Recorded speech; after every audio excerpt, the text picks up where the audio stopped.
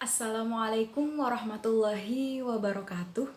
Saya Sisti Damayanti dari kelompok 4 mata kuliah kajian prosa, Pendidikan Bahasa dan Sastra Indonesia. Saya ditemani oleh dua rekan saya, yaitu Risa Puji Astuti dan Ellen Azmiati. Kami akan membahas tentang pengungkapan kebebasan tokoh utama pada novel Pada Sebuah Kapal melalui pendekatan psikoanalisis yang dikemukakan oleh Sigmund Freud. Tema merupakan makna yang terkandung di dalam sebuah cerita. Makna yang terkandung dalam sebuah karya fiksi memungkinkan lebih dari satu interpretasi atau satu penafsiran. Makna yang menjadi dasar atau pokok disebut tema mayor, sedangkan makna yang hanya terdapat pada bagian-bagian tertentu disebut tema minor. Pada penganalisaan novel Pada Sebuah Kapal, kami mengambil tema mayor, yaitu kebebasan. 3 tema minor, yaitu pertama, tidak mengindahkan kehidupan konservatif. Yang kedua, hak memilih kehidupan. Yang ketiga, yaitu perselingkuhan. Alur merupakan sebuah urutan cerita yang dibentuk menggunakan peristiwa-peristiwa yang membuat keseluruhan cerita menjadi satu kesatuan. Pada pembahasan kali ini, kami menggunakan tahapan alur menurut Bapak Tasrif yang membagi tahapan alur menjadi 5 bagian, yaitu yang pertama ada tahap penyituasian. Pada kutipan, umurku 13 tahun waktu ayahku meninggal. Rumah biru di pojok jalan yang kutemui pulang dari sekolah tidak sesepi hari-hari biasa. Aku turun dari sepeda dengan kecurigaan yang memadat. Sesampai di pendapa, kakakku laki-laki keluar dari pintu yang mengarah ke kamar tamu. Dia melihatku dengan gerakan yang hampir berlari-lari. Dia mendekatiku. Dipeluknya aku dengan erat. Tiba-tiba, ku dengar suaranya yang paruh di sela-sela isapannya. Nah, ini menunjukkan bahwa adanya pemberian informasi awal mengenai tokoh aku. Yang kedua yaitu pemunculan konflik. Nah, pemunculan konflik pada sebuah kapal bermula dari tindakan Sri yang ingin memutuskan pergi bekerja di Jakarta. Yang ketiga yaitu peningkatan konflik. Peningkatan konflik ini di mana konflik ini semakin berkembang kadar intensitasnya. Nah, peningkatan konflik ini menurut kami terjadi ketika Sri memutuskan untuk bertunangan dengan Saputro. Namun suatu ketika Saputro ketika ingin bertolak ke Jakarta menemui Sri, ia mengalami kecelakaan pesawat terbang yang menimbulkan korban jiwa gitu, termasuk dirinya. Nah, pada saat inilah Sri menjadikan perasaannya yang hancur berkeping-keping karena kepergian tunangannya itu Saputro. Namun beberapa bulan kemudian akhirnya Sri memutuskan untuk menikah dengan seseorang pria yang berkebangsaan Prancis yang bernama Carlos. Pernikahan Sri dengan Carlos, Sri kemukakan bahwa Carlos merupakan seseorang yang lembut, perhatian, dan penuh kedewasaan. Tetapi 3 bulan terakhir setelah pernikahannya, sikap Carlos berubah terhadap Sri. Carlos menjadi sosok suami yang sangat keras terhadap istrinya, sangat kasar, tidak perhatian, cuek, dan sebagainya. Hingga konflik ini semakin mengerucut ketika Sri menyadari bahwa sikap Carlos bukanlah sikap yang diidam-idamkannya selama ini. Tahap yang keempat yaitu tahap klimaks, di mana pertentangan atau konflik-konflik yang terjadi ini menjadi titik puncak yang tidak bisa dihindari lagi. Nah, tahap klimaks pada cerita Pada Sebuah Kapal yaitu terletak pada halaman 191, yaitu ketika Sri mulai mengutarakan isi hatinya selama ini terhadap Carlos. Sri dapat mengeluarkan segala kegundahannya atas perlakuan dari Carlos yang selama ini ia rasakan. Kegundahan yang Sri rasakan selama ini akhirnya membuat Sri kemudian mencintai seorang laki-laki yang dipandangnya jauh lebih perhatian dan lembut dibandingkan Carlos. Nah, laki-laki itu adalah Michel, seorang perwira kapal yang ia temui ketika ia ingin bertolak ke Prancis. Tahap penyelesaian, di mana konflik-konflik yang terjadi dalam sebuah cerita ini diberikan kekendoran gitu. Konflik ini mulai dikendorkan ketika Charles mulai menyadari bahwa dirinya memang salah, tapi di lain sisi Carlos juga menyadari bahwa sikap atau perilakunya tersebut memang tidak bisa dapat diubah gitu. Begitupun dengan Sri yang tidak lagi mengindahkan semua perbuatan atau perkataan dari Carlos. Lalu konflik ini semakin dikendorkan ketika Sri yang pada saat itu diundang makan malam oleh salah seorang temannya, dan kemudian ia mendengar pembicaraan dari agen perusahaan tempat Michel bekerja. Pada malam harinya ia memikirkan segala sesuatu atas perbuatan atas kemungkinan perbuatan yang dilakukan oleh Michel selama di kapal. Sri memikirkan baik-baik tentang perbuatan itu. Nah, tetapi ia tetap memutuskan untuk tetap mencintai kekasihnya itu. Tokoh yang pertama adalah tokoh Sri. Nah, tokoh Sri ini memiliki beberapa karakter, antara lain adalah pemalu, suka menolong, memiliki pendirian kuat, mudah percaya, pemberani, pekerja keras, pengkhianat, dan juga keras kepala. Dalam hal ini kami akan memberi contoh cuplikan terhadap karakternya yang pengkhianat, yaitu pada halaman 174 yang berbunyi, "Aku telah mengkhianati suamiku." Cuplikan tersebut secara jelas gitu, bahwa dia mengatakannya sendiri bahwa dia telah mengkhianati suaminya. Tokoh yang kedua adalah Ibu Sri. Nah, Ibu Sri ini memiliki watak yang keras juga konservatif.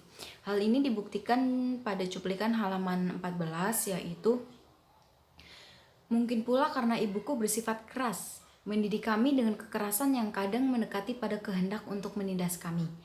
Dia ditumbuhkan dalam keluarga yang erat memegang aturan adat. Dia tidak kenal cara mendidik lainnya daripada apa yang dilihat serta diberikan orang kepadanya." Jadi jelas terlihat bahwa Ibu Sri ini bersifat keras dan konservatif. Tokoh yang ketiga adalah Ayah Sri. Ayah Sri ini memiliki sifat pencinta seni dan menyukai kebebasan. Contoh cuplikan dia mencintai kebebasan ada pada halaman 12, yaitu, "Sehari 2 hari kadang-kadang dia menghilang dari kantornya. Dia menghabiskan waktu di samping rumah, melukis sebatang cabang belimbing dengan semut-semut yang merambatinya." Tokoh keempat adalah Sutopo. Sutopo ini merupakan kakak Sri yang memiliki watak bijak dan perhatian. Watak bijak ini dapat dilihat pada bukti pada halaman 35, yaitu, "Kamu merasa mengenalnya?" "Ya, tentu saja kau merasa, tapi yang sebenarnya kau hanya tertipu oleh perasaanmu sendiri." Tokoh yang kelima adalah Saputro. Saputro ini memiliki sikap sopan, tenang, dan tidak canggung dalam pergaulan, serta tidak bisa mengendalikan hawa nafsu. Sifatnya yang sopan, tenang, dan tidak canggung dalam pergaulan dapat dilihat pada halaman 69 yang berbunyi, "Bibiku menyambung bahwa kalau dia mempunyai anak laki-laki, dia ingin mempunyai anak seperti Saputro, sopan dan tenang, dan tidak canggung dalam pergaulan." Tokoh yang keenam adalah Michel. Michel ini bersikap lembut, pembohong, serakah, dan memiliki hawa nafsu tinggi. Bukti bahwa dia bersifat pembohong ada pada halaman 198, yaitu, "Mungkin kau mempunyai seorang boneka mungil lainnya, yang lebih manis, yang lebih kau cintai." "Tidak," katanya sambil menggelengkan kepalanya. Tokoh selanjutnya adalah Dr. Kovas, Martin, dan Carbonell. Ketiga tokoh tersebut memiliki watak dengan hawa nafsu tinggi. Hal itu dibuktikan pada halaman 260 dengan cuplikan. Dengan Carbonell, Kovas, dan Martin, lain soalnya. Percakapan yang paling meriah di antara kami adalah mengenai pengalaman kami dengan perempuan. Tokoh yang terakhir kami selidiki adalah Nicole. Nicole ini merupakan istri Michelle selaku selingkuhannya Sri. Dia memiliki sifat konsumtif, cantik, munafik, dan tidak mempunyai sifat keibuan. Salah satu wataknya adalah cantik, dapat dibuktikan pada halaman 237, yaitu wajahnya tidak jelek, malahan bisa dikatakan cantik, dengan bentuk mulut yang tipis menarik. Itulah beberapa sifat-sifat yang merupakan gambaran dari tokoh dan penokohan. Selanjutnya adalah amanat. Burhanurgiantoro mengatakan bahwa amanat merupakan moral yang merupakan representasi ideologi pengarangnya. Dalam novel Pada Sebuah Kapal, amanat yang terkandung ialah kita harus dapat bertanggung jawab atas segala tindakan yang telah kita lakukan. Dan kita juga harus mampu menerima pendapat orang lain, serta kita juga harus mampu berpikir logis dalam mengambil setiap keputusan. Sri, dalam hal ini, menyadari perasaannya bahwa menikah dengan Charles adalah sebuah kesalahan besar yang mengakibatkan ia mendapatkan kungkungan di dalam pernikahannya dengan Charles. Sudut pandang merupakan sarana untuk menyajikan tokoh, tindakan, latar, dan peristiwa-peristiwa yang membentuk sebuah cerita. Pada novel Pada Sebuah Kapal terdiri dari dua bagian, yaitu yang pertama, bagian pertama diberi judul Penari, bagian yang kedua diberi judul Pelaut. Nah, kedua bagian ini memiliki satu sudut pandang, yaitu menggunakan sudut pandang orang pertama, aku. Tetapi orangnya di sini dua orang yang berbeda. Pada bagian satu atau bagian penari, sudut pandang persona pertama aku ditunjukkan sebagai Sri. Sedangkan pada sudut pandang yang bagian dua atau pelaut, persona aku ditunjukkan sebagai Michelle. Sudut pandang persona aku pada bagian pertama, pada kutipan, aku tidak tahu mengapa, tetapi aku lebih memiliki ikatan kemesraan dengan kakakku yang sulung daripada dengan ibuku. Nah, tokoh aku pada bagian pertama ini yaitu Sri. Selanjutnya, sudut pandang persona aku pada bagian kedua yaitu ditunjukkan pada halaman 225, yaitu pada cuplikan, aku sekali lagi terkejut dan menoleh ke arah Carbonell yang baru mengatakan kalimat tersebut, dan selintas aku melihat kepada kedua kawanku yang lain. Nah, di sini juga untuk mengungkapkan Michelle di sini menggunakan kata aku gitu, yang ditunjukkan sebagai Michelle gitu. Selanjutnya adalah latar. Latar merupakan landasan tumpu yang merujuk pada pengertian tempat, hubungan waktu, sejarah, dan lingkungan sosial tempat terjadinya peristiwa-peristiwa yang telah diceritakan. Berdasarkan unsur-unsurnya, Burhanurgiantoro membagi latar menjadi 3, yaitu latar waktu, latar tempat, dan latar sosial. Latar waktu berhubungan dengan masalah kapan terjadinya peristiwa-peristiwa itu diceritakan dalam sebuah karya fiksi. Latar waktu yang menunjukkan itu diambil setelah masa penjajahan Jepang. Ini terlihat pada halaman 118. Dalam novel tersebut, Sri mengatakan bahwa aku tidak pernah berpikir akan menempati negeri bekas penjajah tanah airku. Latar tempat ini merujuk pada lokasi terjadinya suatu peristiwa yang diceritakan dalam sebuah karya fiksi. Dalam novel Pada Sebuah Kapal, banyak menunjukkan latar tempat kota-kota besar yang ada di Indonesia dan beberapa negara. antara lain Semarang, Salatiga, Jakarta, Bandung, Yogyakarta, Jepang, Singapura, dan Perancis. Selain itu, dalam novel ini juga mengambil latar di atas sebuah kapal yang menjadi tempat pertemuan antara Sri dan Michelle. Latar sosial merujuk pada hal-hal yang berhubungan dengan perilaku kehidupan sosial masyarakat yang diceritakan dalam sebuah karya fiksi. Dalam novel Pada Sebuah Kapal, latar sosial ini membawa pengaruh yang cukup besar terhadap karakter Sri. Lingkungan kecil Sri itu menjadikan ia seorang anak yang pemalu dan tidak banyak bicara karena didikan dari ibunya.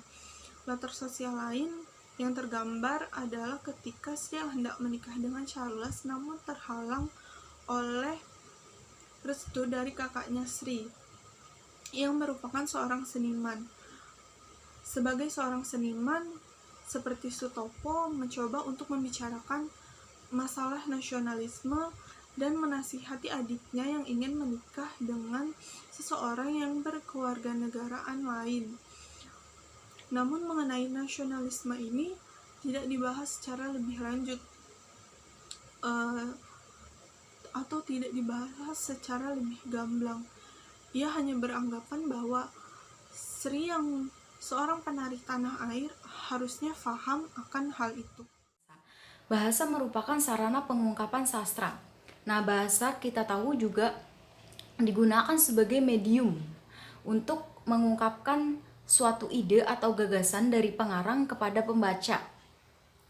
Nah, gaya bahasa dalam hal ini ada juga yang disebut sebagai majas.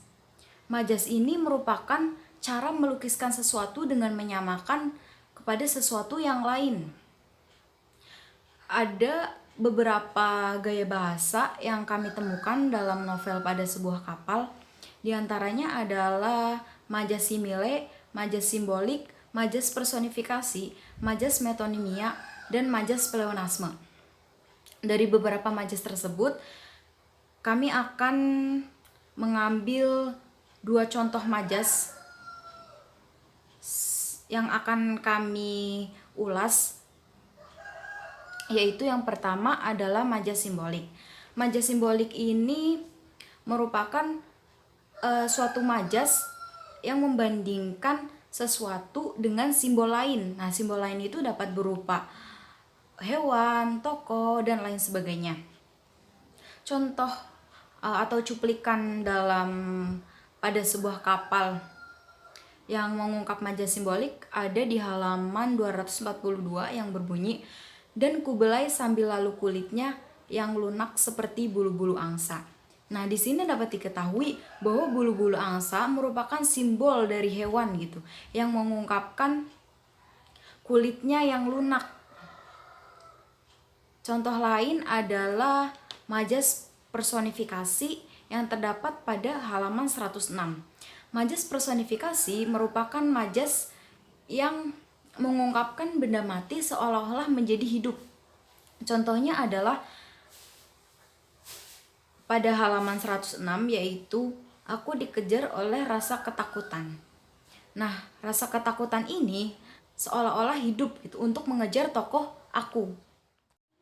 Selain unsur intrinsik yang dikemukakan oleh Burhan Nurgiantoro yang telah disebutkan kami sebelumnya, terdapat pula unsur intrinsik lain yang disebut sebagai image oleh Hadi Gunawan. Nah, image ini merupakan penggunaan ungkapan yang mengingatkan kita pada gagasan tertentu. Jadi, penggunaan ungkapan ini misalnya suatu benda atau apa gitu. Nah, benda itu mengingatkan kita pada gagasan tertentu. Nah, gagasan tertentu tersebut itu bersifat konkret yang mendatangkan image berupa bau, rasa, suara, atau visual dari objek yang dirujuk secara jelas dari dalam pikiran kita.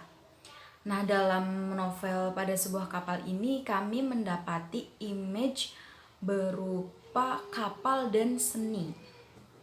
Nah, kapal ini bersifat konkret yang mendatangkan objek visual dan rasa yang berupa guncangan. Guncangan itu bisa kita lihat ketika kita berada di laut. Nah, guncangan tersebut berhubungan sangat erat dengan kehidupan tokoh utama yang memiliki berbagai permasalahan dalam kehidupannya. Nah, image yang kami temukan kedua ini adalah seni. Nah, seni ini merupakan bentuk dari kebebasan. Kebebasan ini merupakan wujud dari ekspresi. Dengan demikian, seni mendatangkan image berupa rasa, suara, maupun visual. Nah, perihal seni ini menurut kami merupakan representasi dari tokoh aku Sri maksudnya di sini ya, yang memiliki kebebasan untuk menentukan hidupnya sendiri. Pembahasan analisis isi ini mengungkapkan kebebasan tokoh utama pada novel Pada Sebuah Kapal dengan menggunakan pendekatan psikoanalisis yang dikemukakan oleh Sigmund Freud. Tokoh utama dalam hal ini Sri merupakan tokoh sentral yang penceritaannya menggambarkan tabiat, watak, atau penampilan tertentu. Gejala kejiwaan dapat terungkap melalui perilaku atau perwatakan tokoh dalam suatu karya sastra. Gejala kejiwaan semacam itu dapat dijadikan sebuah penelitian dengan menggunakan atau dengan memadukan ilmu psikologi dan ilmu sastra untuk mengkaji lebih dalam bagaimana aspek perwatakan yang dikemukakan oleh Sigmund Freud. Sigmund Freud dalam kajian psikoanalisisnya membagi kepribadian manusia menjadi 3, yaitu id, ego, dan superego. Id ini erat kaitannya dengan keadaan sejak lahir, di mana ini merupakan lapisan yang paling dalam atau sistem kepribadian kodrati yang dibentuk sejak lahir. Id ini memiliki dorongan yang kuat untuk diaktualisasikan. Sedangkan ego merupakan pengendali manusia untuk berbuat. Superego merupakan representasi dari nilai dan norma yang ada di masyarakat yang termanifestasikan dalam bentuk perintah dan larangan. Jadi, id ini merupakan pengendali agar manusia bertindak, apakah dia akan bertindak menuruti id-nya atau dia bertindak menuruti superegonya. Pada novel yang berjudul Pada Sebuah Kapal, diketahui bahwa tokoh utamanya adalah Sri. Nah, Sri ini memiliki sifat dasar mencintai kebebasan gitu, menyukai kebebasan. Karakter kebebasan ini mencerminkan id. Walaupun sewaktu kecil dia digambarkan oleh pengarang sebagai orang yang pemalu, namun pada dasarnya dia menyukai kebebasan. Nah, kebebasan ini diturunkan dari ayah dan kakaknya. Dapat dilihat pada halaman 12 dengan cuplikan, mereka adalah laki-laki pertama yang mempengaruhi kehadiranku. Jadi laki-laki pertama, kata mereka itu laki-laki pertama merujuk pada kakaknya Sutopo dan ayahnya.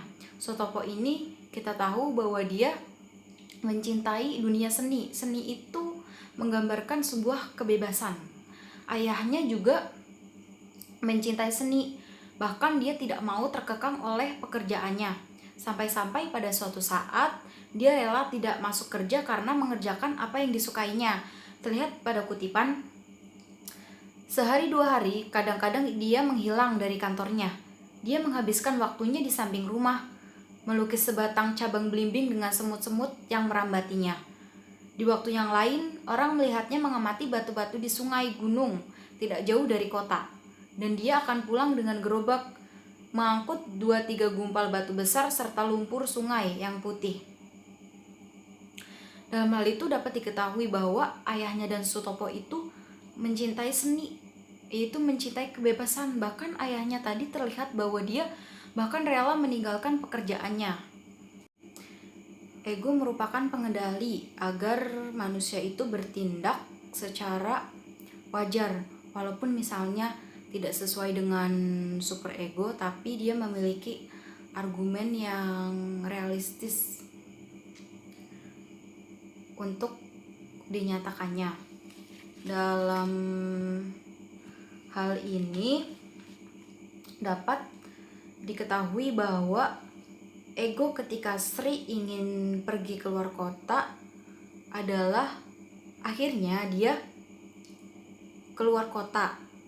Walaupun super ego menentang, namun dia berpikir bahwa dia harus mengekspresikan kebebasannya juga untuk mencari uang. Terdapat pada kutipan halaman 23 yaitu, "Aku memang belum memberitahu hal ini kepada ibuku. Pergiku ke Jakarta mengambil libur tahunan. Memang telah kubayangkan kepada ibuku bahwa kalau ada pekerjaan yang cocok, aku ingin pergi dari Semarang." Ego dalam keinginannya menikah dengan Charles, akhirnya dia menikah dengan Charles walaupun tidak disetujui.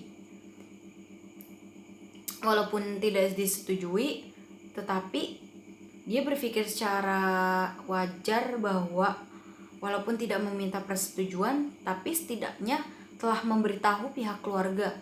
Dapat pada halaman 116 yaitu, "10 bulan kemudian aku kawin dengan Charles Vincent. Persetujuan tidak kuminta, meskipun terdengar beberapa pendapat yang tidak menyenangkan hatiku.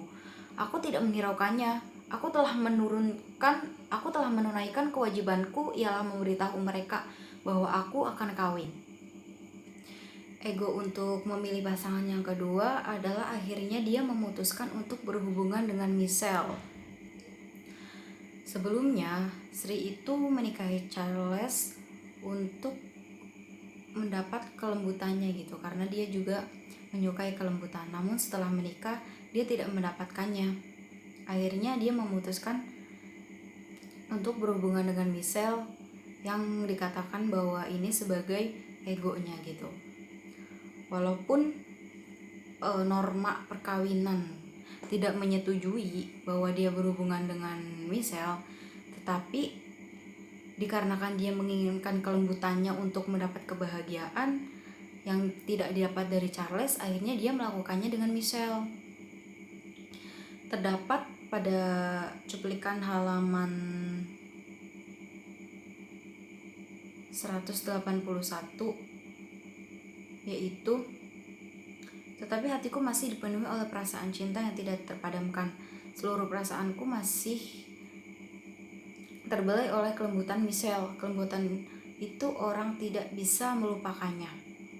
Jadi dapat diketahui bahwa alasan realistis karena dia memiliki berhubungan Michelle adalah dia ingin mendapatkan kebahagiaan yang tidak dapat di Michelle, yang tidak dapat dari Charles. Akhirnya dia berhubungan dengan Michelle. Bahwa super ego di sini merupakan representasi dari nilai atau norma yang berlaku dalam masyarakat yang berbentuk perintah atau larangan yang merupakan sebuah penilaian juga antara baik dan buruk.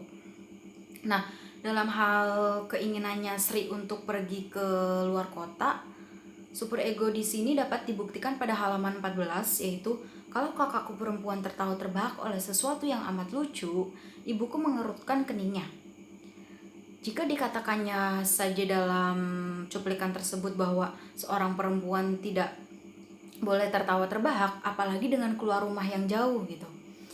Itu menunjukkan bahwa kehidupan konservatif atau nilai dan norma yang berlaku pada saat itu adalah menuntut Sri untuk tidak keluar jauh dari rumahnya.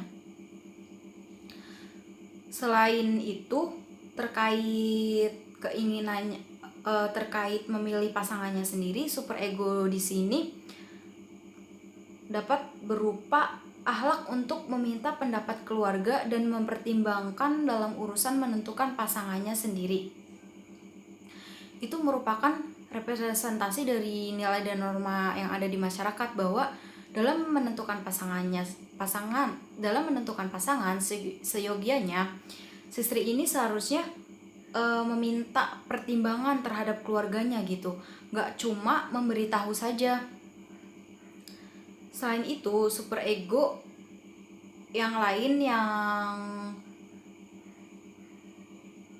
berhubungan dengan memilih pasangannya sendiri juga berbentuk perintah untuk menyetiai suaminya dalam suatu perkawinan. Pada perihal norma menyetiai suaminya terlihat pada cuplikan halaman 173, yaitu aku masih berpikir bahwa aku harus menyetiai suamiku, satu-satunya laki-laki yang kuberi tubuh selama ini. Jadi super ego tentang memilih pasangannya sendiri juga terlihat pada perintah untuk menyertai suaminya gitu. Jadi kan sebelumnya si Sri itu menikah dengan Charles gitu. Akhirnya dia berhubungan dengan Michelle. Seharusnya pada norma yang berlaku dalam hukum adat perkawinan, dia itu seharusnya menyertai suaminya yaitu Charles dan tidak berhubungan dengan Michelle. Berdasarkan penelitian yang telah kami lakukan di atas, mengenai unsur intrinsik dan analisis psikoanalisis, dapat ditarik kesimpulan sebagai berikut. Pertama, unsur intrinsik pada novel Pada Sebuah Kapal karya N. Hadini mengangkat tema kebebasan yang beralur maju dengan sudut pandang orang pertama, aku. Pada bagian tokoh dan penokohan dibagi menjadi 10, yakni tokoh utama yang utama, tokoh utama tambahan, tokoh tambahan utama, tambahan-tambahan, protagonis dan antagonis, tipikal dan netral, serta statis dan berkembang. Pada bagian latar dibagi menjadi 3, yakni latar waktu, latar tempat, dan latar sosial. Kemudian kesimpulan yang kedua, tema merupakan ide pokok yang menyertai jiwa.